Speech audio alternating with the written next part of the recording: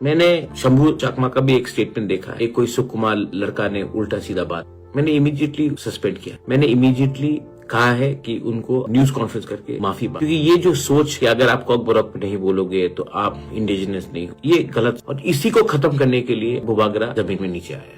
तो आप शंभू चकमा, मैं आपको बहुत प्यार भी करता हूँ, आप मेरे संग मिलते भी हो, अच्छे से बात भी करते हो, आप बहुत अच्छे इंसान भी। मैं आपको एक बात बोलना चाहता, प्लीज इसको पॉलिटिसाइज मत कीजिए, इससे हम लोग सब कमजोर होंगे, आप भी कमजोर होंगे, मैं भी कमजोर होगा, और ताकत किसी और को। मैंने तो एक्शन लिया ना, 6 घंटे के अंदर मैंने एक्शन लिया, जैसे मुझे मालूम पड़ा, सस्पेंड किया, माफी मंगवाया। आप आवाज उठाइए कि ये जो एसएसपी बोल रहा है कि 3 दिन लगा इनको एफआईआर फाइल करने के लिए, रजिस्टर करने के लिए। मेरी बहन का फोन गया, शंभू अपना एंजल चकमा का पिताजी को खुद वहां पहुंचना पड़ा। उसके पहले तो एसएसपी बोल रहा था कि छोटा सा हादसा है, मिसअंडरस्टैंड। 3 दिन बाद एफआईआर रजिस्टर किया। आज भी बोला जा रहा है कि जो लड़का है वो नॉर्थ ईस्ट का है। नॉर्थ ईस्ट में भाई बोले मणिपुर का है। मणिपुर में उसका फोटो मैं दिखा दूं, वो ना कुकी है, ना मैते है, ना नागा है, कोई अवस्थी नाम है उसका, अवस्थी। तो बोलना कि कोई नॉर्थ ईस्ट से है तो वो इंडिजिनस ही होगा। नॉर्थ ईस्ट में तो बहुत माइग्रेंट पॉपुलेशन रहते हैं। कार्बी आंगलोंग में थोड़े दिन पहले, कार्बी आंगलोंग आसाम के अंदर, माइग्रेंट पॉपुलेशन ने बोला चिंकी कार्बी गो बैक